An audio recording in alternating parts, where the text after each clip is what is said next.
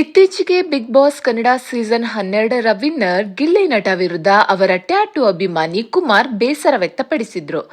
ಗಿಲ್ಲಿ ಗೆದ್ದ ನಂತರ ತಮ್ಮನ್ನು ಭೇಟಿಯಾಗಲಿಲ್ಲ, ಗಿಲ್ಲಿಗೆ ಅಹಂಕಾರ ಬಂದಿದೆ ಎಂಬ ಮಾತುಗಳನ್ನಾಡಿದ್ದರು. ಅಲ್ಲದೆ ಗಿಲ್ಲಿ ದುಡ್ಡಿರೋರನ್ನು ಭೇಟಿಯಾಗ್ತಾರೆ, ಅವರಿಗೆ ಯಾರು ಮುಖ್ಯವೋ ಅವರನ್ನು ಮಾತ್ರ ಮೀಟ್ ಆಗ್ತಿದ್ದಾರೆ ವಿನಃ ಅಭಿಮಾನಿಗಳನ್ನು ಭೇಟಿನೇ ಆಗ್ತಿಲ್ಲ ಅಂತ ಆರೋಪಿಸಿದ್ರು.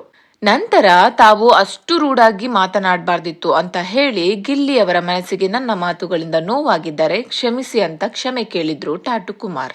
ನನ್ನನ್ನೇ ಮೀಟ್ ಆಗಿ ಅಂತ ನಾನ್ ಹೇಳಲ್ಲ, ಆದರೆ ನಿಮಗೆ ಸಪೋರ್ಟ್ ಮಾಡಿದ ಅಭಿಮಾನಿಗಳನ್ನು ಭೇಟಿಯಾಗಿ ಎಂದು ಕುಮಾರ್ ಗಿಲ್ಲಿ ನಟ ಅವರ ಬಳಿ ಮನವಿ ಮಾಡಿಕೊಂಡಿದ್ದಾರೆ.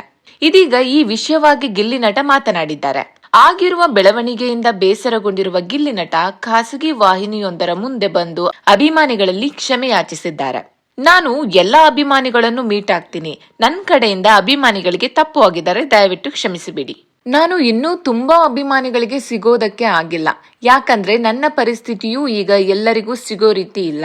ಮುಂದಿನ ದಿನಗಳಲ್ಲಿ ಖಂಡಿತ ಭೇಟಿ ಆಗ್ತೀನಿ, ಎಲ್ಲರನ್ನೂ ಮಾತನಾಡಿಸ್ತೇನೆ ಎಂದು ಗಿಲ್ಲಿ ನಟ ಹೇಳಿದ್ದಾರೆ.